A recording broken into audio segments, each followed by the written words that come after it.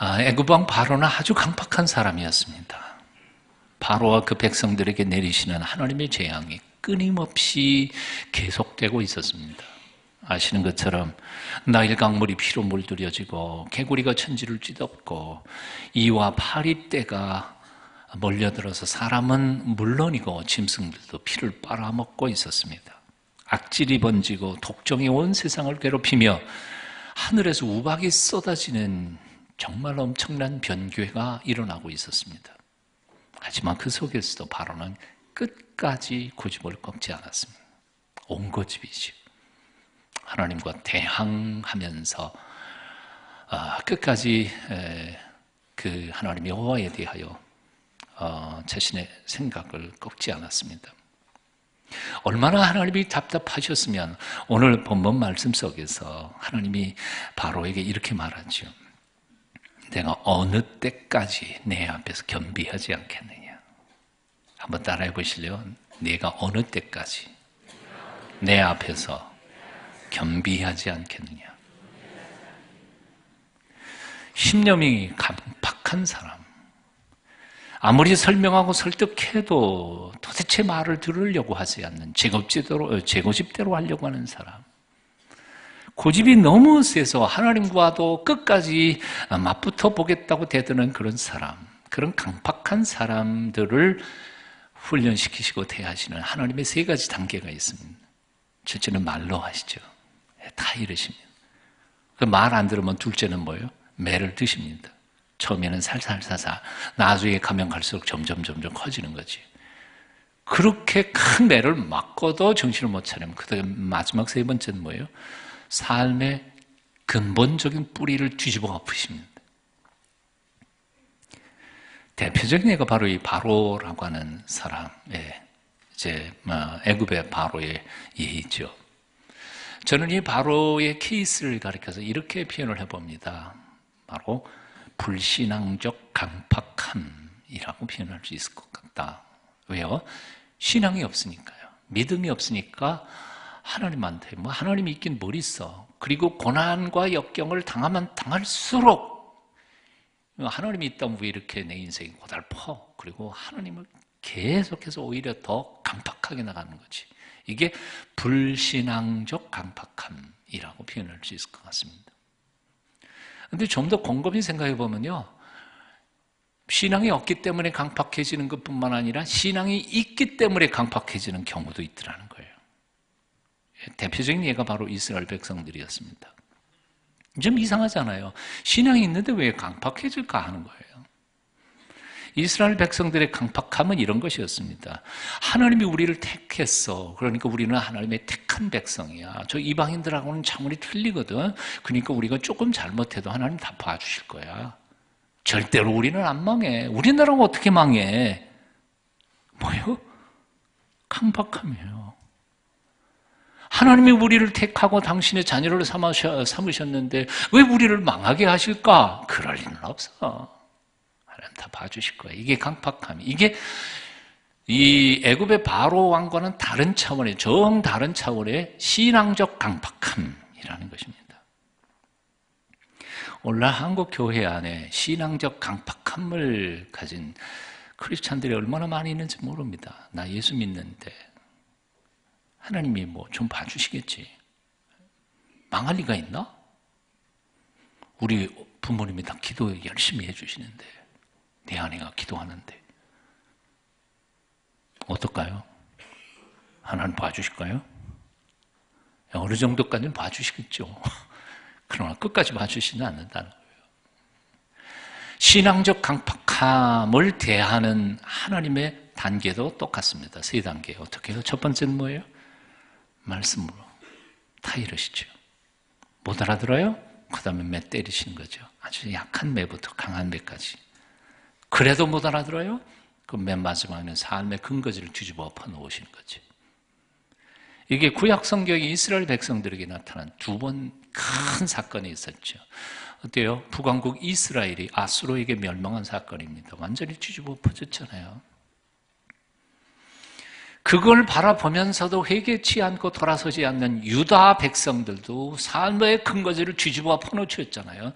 70년 동안 말리 타고 바로 바벨론의 포로로 잡혀가서 그 땅 고국은 쑥밭이 되었었지 않아요. 자, 여기서 우리가 결론을 맺을 게 뭐냐 하면 아무리 하나님이 택한 백성이라 할지라도 아무리 사랑하는 자기 자식, 자녀라 할지라도 강팍한 백성, 도대체 깨닫지 못하는 백성들에 대하여는 하나님도 여지없이 매를 드실 수 있다는 사실입니다. 아세요? 예. 하나님이 가장 미워하시는 죄가 있습니다. 그것은 하나님의 은혜와 긍휼을 거절하는 행위입니다. 예.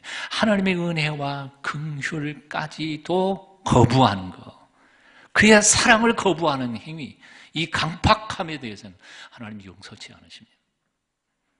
그래서 히브리서 3장 7절 8절은 이렇게 말씀합니다. 그러므로 성령이 이르신 바와 같이 오늘날 너희가 그 음성을 듣거든 노하심을 격동하여 광야에서 시험하던 때와 같이 너희 마음을 강팍해 하지 말라.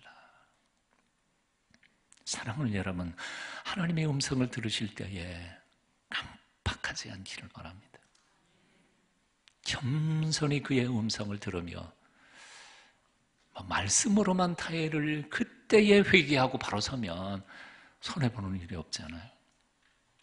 꼭 맞아야, 말이 좀 이상하네요.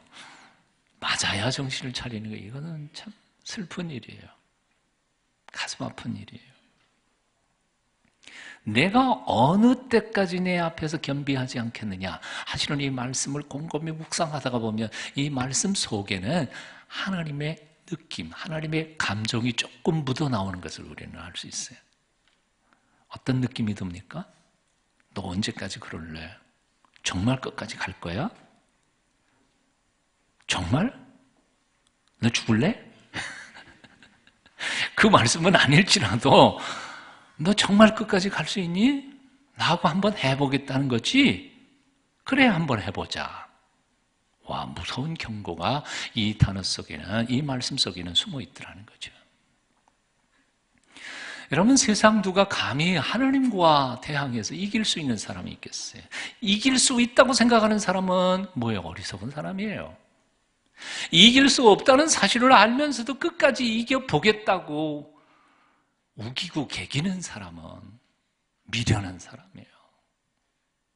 그런데 제가 목회하면서 느끼는 게 뭐냐면 참 어리석은 사람이 많아요. 신앙인들 중에서. 참 불쌍하고 미련한 사람이 참 많아요. 사랑하는 여러분, 오늘 이 아침에 하나님과 겨루고 싸우고 개기겠다는 거 포기하세요. 그리고 겸손히 엎드려 그의 긍휼하심과 도우심을 구하십시오. 한 임금이 들로 나아가 사냥을 하다가 한 양치기를 만납니다. 그 양치기가 참 정직하고 거짓말 하나도 못하는 너무 깨끗한 사람인 것을 보고 그 사람을 사랑해서 데리고 와가지고는 자기의 보물 창고를 책임지는 사람으로 세워놨습니다. 사실 한 나라의 제일 강력한 파워를 가진 사람은 뭐예요? 돈주머니 쥐고 있는 사람 아니에요. 집에서도 마찬가지죠. 돈을 버는 남편이 힘센 게 아니라 그 돈주머니 쥔 부인이 힘세잖아요. 안 모르시는구나. 남성계의 회관은 없어요. 그렇죠, 장로님? 여잔도의 회관은 저 커요. 여자들이 쥐고 있거든.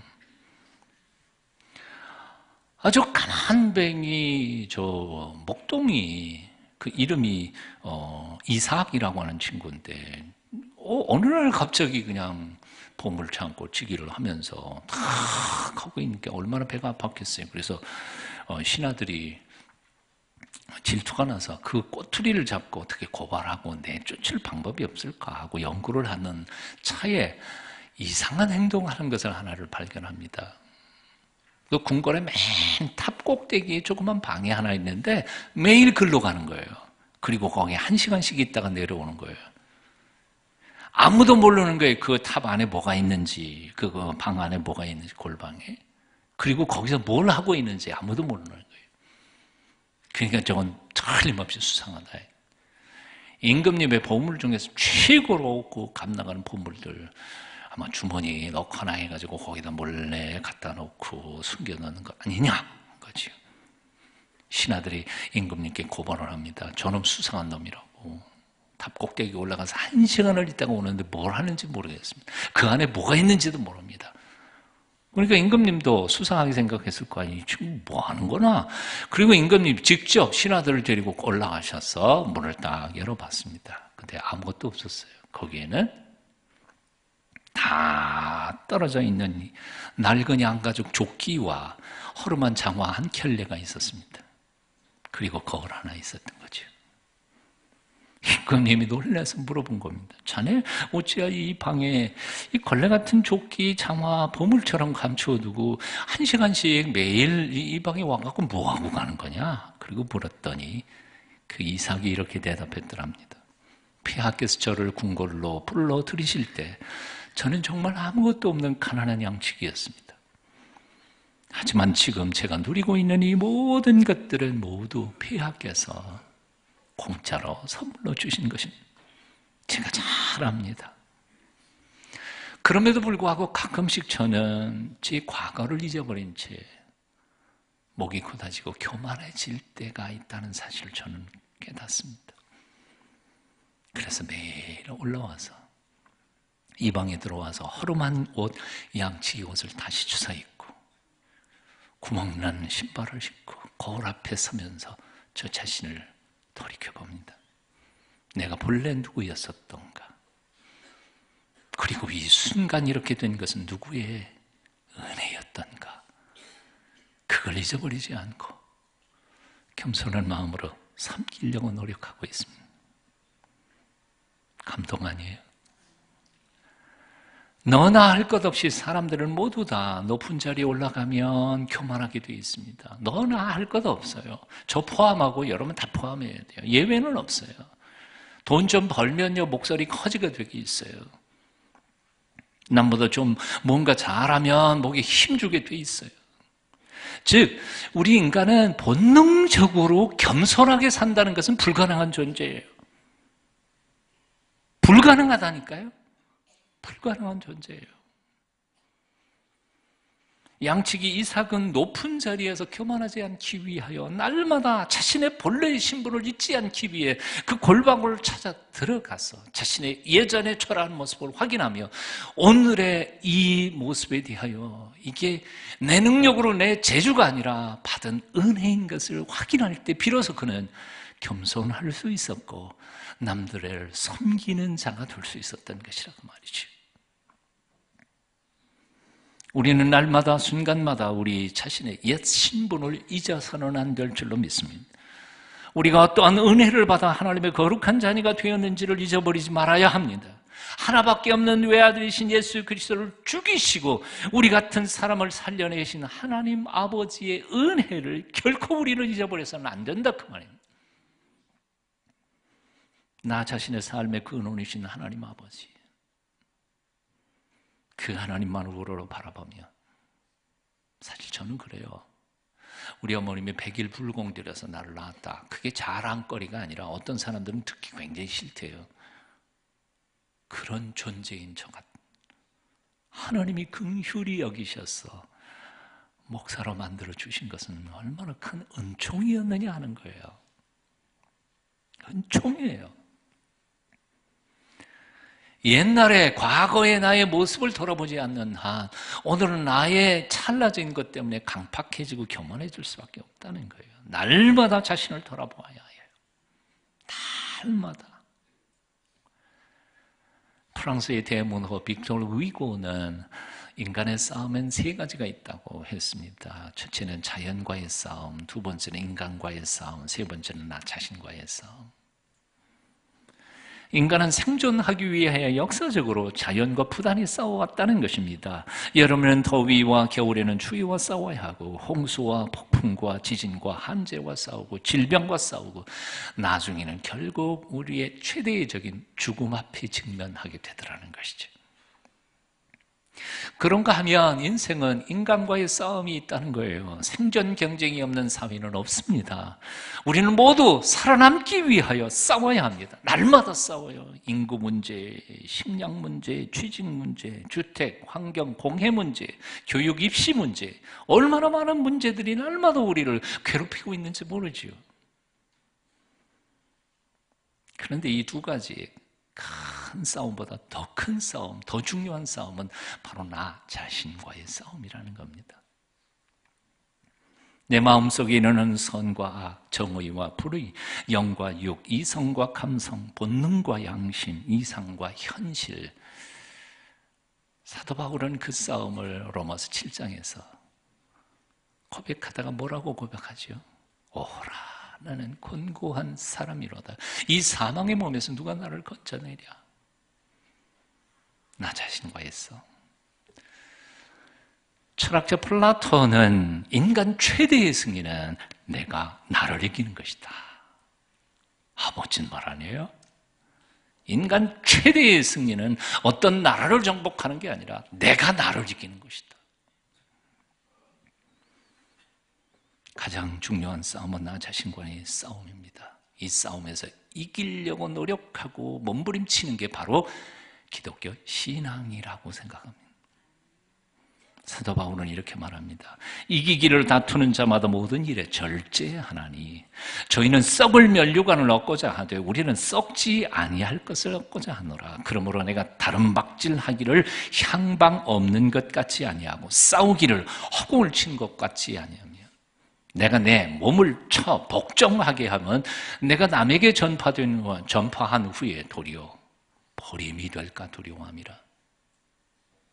사도 바울이 싸운 이유가 뭔지 아세요? 자기 자신과 끊임없이 싸운 이유가 뭐냐 하면 복음을 전해서 다른 사람들은 구원해놓고 나는 구원받지 못하는 자가 될까 봐. 근데 신앙의 현실 우리가 주위를 돌아보면 정말 그래요. 수많은 영혼들을 구원해내고 당신은 저주받은 것 같은 말년을 보내시는 목회자들이 많더라고요. 한평생 멋진 봉사와 일은 잘 해놓으시고 말년이 이상하게 타락해가지고 과연 저분이 천국 갈까? 우린 모르죠. 하나님이 하실 일이지만 그것조차도 의심이 가는 만큼 말년을 이상하게 보내시는 장로님도 계시더라고요. 남을 이기기는 쉽습니다. 자연과의 싸움도 과학기술의 문명 발전로 인하여 극복하기 쉽게 된 것 같습니다만은 그러나 나 자신과의 싸움만큼은 점점 더 어려워져 가는 것 같습니다. 사도 바울은 이 싸움을 선한 싸움이라고 표현했습니다. 그리고 그 선한 싸움을 잘 싸웠기에 내 앞에는 생명의 면류관이 기다리고 있다고 말했습니다. 그렇게 고백하기 위하여 그는 한평생을 뭐라고 외치면서 살았냐 하면 나는 날마다 죽노라. 나는 날마다 죽노라. 자기 자신을 하나님 앞에 무릎 꿇려놓고 그 베푸시는 은혜만을 의지하면서 살아가는 삶이 있었기에 사도 바울은 그런 고백을 할 수 있게 된 줄로 믿습니다. 무릎 꿇으십시오. 십자가 앞에. 내가 수십 년 아니 엄마 뱃속에서부터 예수 믿었다. 그건 자랑할 게 하나도 없어요. 십자가를 우러러 봐도 아무런 감동도 없고 찬송을 불러도 별로 싱숭맹숭해져 버리고 다 타락해버렸어요. 강팍해졌어. 그런 마음으로 어떻게 하나님 앞에 나아갈 수 있겠느냐 그 말이에요. 왜 사람이 강팍해질까요? 우리 눈앞에 보이는 문제들을 자기에게 돌리지 않고 자기를 성찰하기보다는 남에게 다 넘기기 때문에 그래서 강팍해져 가는 것 같아요. 어떤 성도가 존경하는 한 목사님을 찾아와서 상담을 했다고 합니다. 목사님, 제가 나가는 교회 정말 실망했어요. 문제가 너무 많아요. 그래서 다른 교회로 옮기고 싶은데요. 모범적인 완전한 교회 있으면 제게 소개를 좀 시켜주십시오. 목사님이 대답했습니다. 죄송합니다만 저도 이때까지 목회를 해오면서 그런 완전한 교회는 본 적이 없습니다.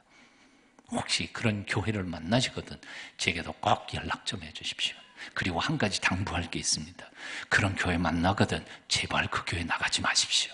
왜냐하면 당신이 그 교회에 들어가는 순간 그 교회는 완전한 교회가 아닐 것입니다.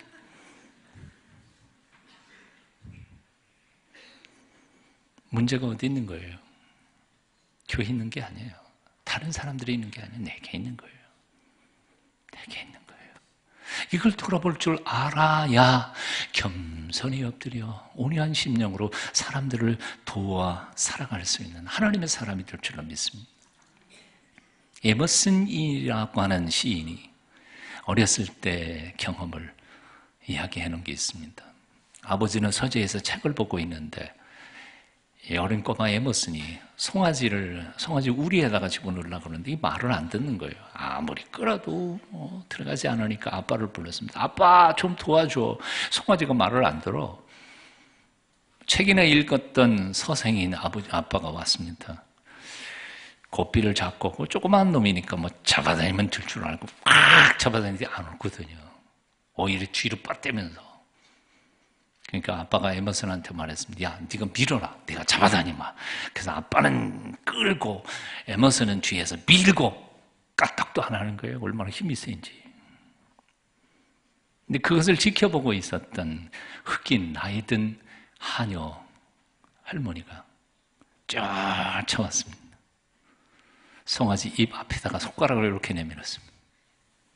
젖꼭지인 줄 알고 송아지가 입을 빨기 시작했습니다. 그걸 빨리면서 외양간으로 그냥 저기가 들어가니까 그냥 쫓아가는 거예요. 그 어렸을 때의 기억을 되짚으면서 에머슨은 이렇게 표현했습니다. 힘보다 강한 것은 온유다, 사랑이다. 옆에 있는 사람 둘씩 짝지어가지고 한번 이렇게 질문해 보겠습니다. 요즘 삶이 어떠세요? 참 되게 어려운 질문이죠. 그러면 구체적으로 한번 해보겠습니다. 옆에 있는 사람한테 살만하세요? 어떠세요? 살만하세요? 그렇다고 대답하는 사람 있으면 손 들어보세요. 별로 없네. 한두 명 있네요. 살만하지 않아요. 정말 힘들어요. 우리는 그냥 예의상, 예절상 견딜만 합니다. 그렇지만 속셈 따지고 들어가 보면 굉장히 힘들어요. 쉽지 않아요. 주어진 인생을 살아간다는 것은 결코 쉬운 일은 아닙니다. 만나고 싶은 사람만 만나는 것이 아니라 부담스러운 사람도 만나야 하는 게 인생입니다. 내 마음에 꼭 맞는 사람과만 사업을 할 수 있습니까? 그럴 수 없습니다. 미운 사람하고도 함께 사업을 해야 합니다. 그리고 마음에 맞지 않는 사람에게도 내 물건을 팔아야 합니다. 이게 얼마나 보통 어려운 문제입니까?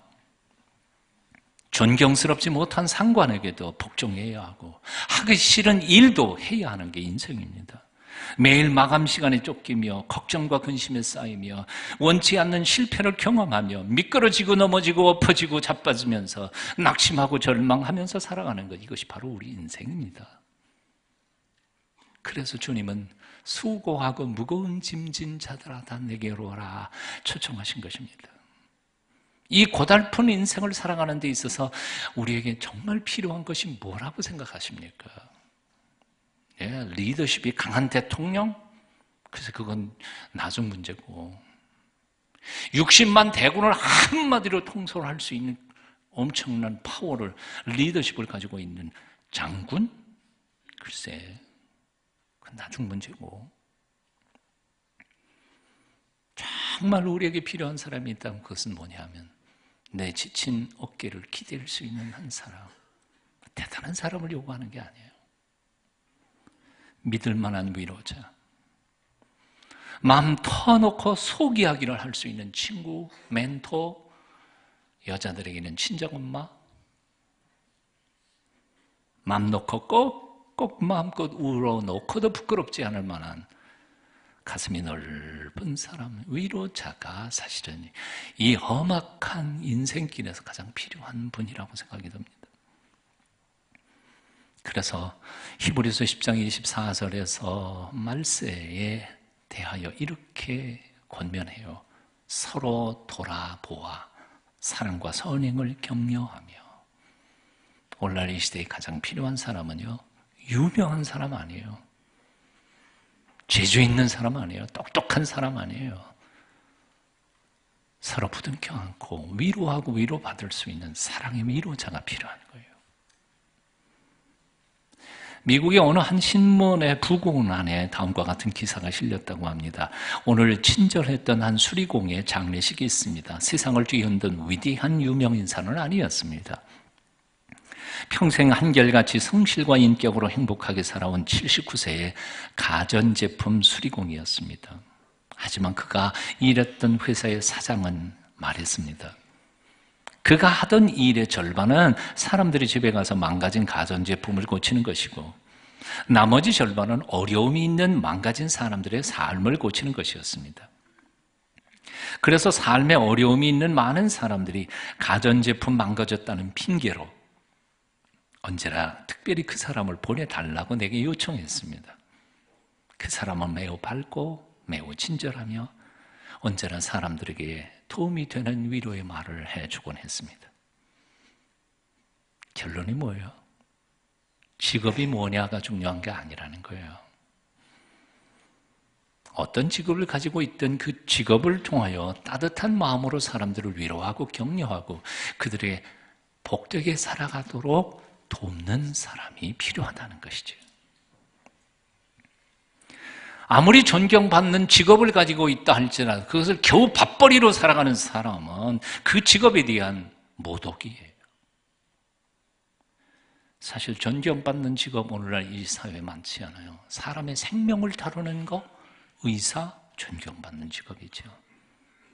죽을 사람 살려내는데 얼마나 고마워요. 국민의 대표로 뽑혀가지고 대한민국의 50년 혹은 100년을 좌우할 수 있는 국회의원들, 고위 공무원들 다 사실은 존경받을 직업들이죠. 다른 사람의 자녀를 불러다가 그들의 미래와 꿈을 키워가는 선생님, 학교 선생님들 얼마나 존경받는 직업입니까? 국민의 재산을 지키는 검찰, 경찰, 소방관들 다 성직 아닙니까? 그런데 그 일들을 겨우 밥벌이로만 생각하고 그 일을 하는 사람들이 있다면 아까 말씀드린 것처럼 그 소명에 대한 모독이에요.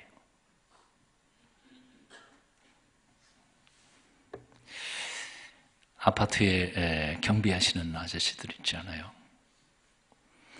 우리 아파트 이제 교대를 하시잖아요.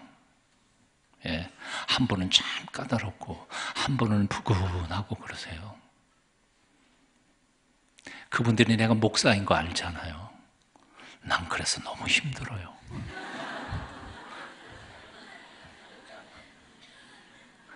화낼 수도 없고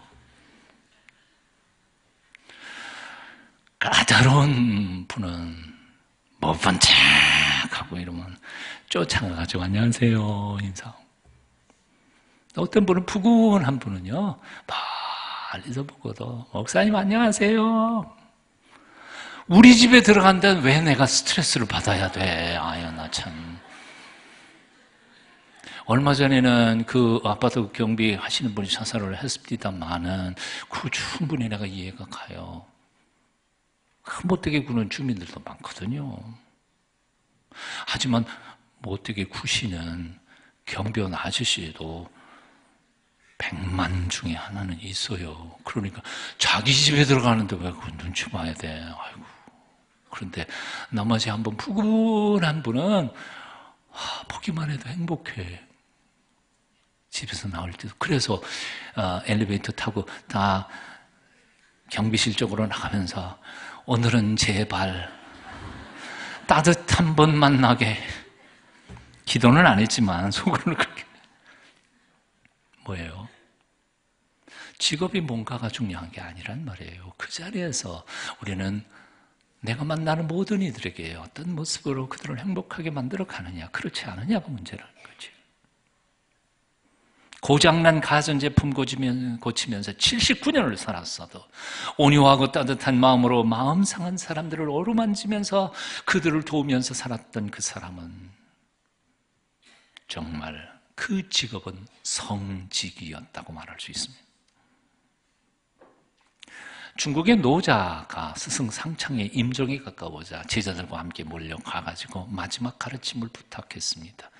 노자, 이름이 노자는 아니죠. 노 선생님 뜻이니까. 이름은 이라고 하는 사람이었다고 그래요. 이 상창이 가장 가까이 있었던 이 노자에게 이렇게 말하시는 거죠. 입에다가 손가락 넣어봐라.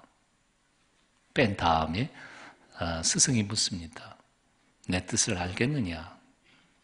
알겠습니다. 옆에서 스승의 대화를 듣고는 사람들이 다 당황했습니다. 물러나온 다음에 노자에게 물은 거죠. 야, 뭔 소리냐? 너 봐라. 뺀 후에 알겠느냐? 알겠습니다. 뭘 알겠다는 거냐? 스승이 워낙 연세가 많아 돌아가시고 나니까 손가락을 넣어보니까 이가 하나도 없었습니다. 혀는 이렇게 날름날름. 평소에 스승이 가르쳐 주시던 그 가르침의 핵심이 뭐였냐면 강한 게 오래가는 게 아니라 부드러운 게 오래간다는 것이지. 이빨은 강하잖아요. 그래서 혀 막 씹잖아요. 혀 씹어본 사람 없어요? 그런데 결국 남는 놈은 이가 아니고 혀가 남더라는 거지. 이것을 노자는 자기 도덕경에서 자기 식대로 표현을 했죠. 상선, 약수. 상선, 최고의 선책은 물처럼 하는 것이다. 물처럼 사는 것이다. 사랑하는 여러분, 결국 세상을 누가 얻었습니까? 온유하고 따뜻하고 겸손한 사람입니다. 시편 37편 11절을 말씀합니다. 온유한 자는 땅을 차지하며 풍부한 화평으로 즐기리로다. 주님께서도 말씀하셨습니다. 온유한 자는 복이 있나니 저희가 땅을 기업으로 받을 것이며. 온유하고 따뜻한 사람이 되기를 애쓰시기를 바랍니다. 그리하고 함께 더불어 살아가는 이 인생 속에 지치고 낙심된 사람들을 위로하고 격려하며 하나님의 나라를 그들에게 선물로 줄 수 있는 성숙한 그리스도인들이 다 되시기를 축원합니다. 기도하겠습니다. 수고하고 무거운 짐진 자들아 다 내게로 오라. 내가 너희를 쉬게 하리라. 나는 온유하고 겸손하니 내 멍에를 메고 내게 배우라 말씀하신 주님, 참으로 주님의 온유하심과 겸손을 배우면서 따뜻한 마음 가지고 내 곁에 있는 모든 이들을 위로하면서 살고 싶습니다. 하나님이 내게 주신 삶의 현장 그리고 직업을 통하여 많은 이들을 행복하게 만드는 저희가 되도록 복날여 주시옵소서. 예수님 이름으로 기도합니다.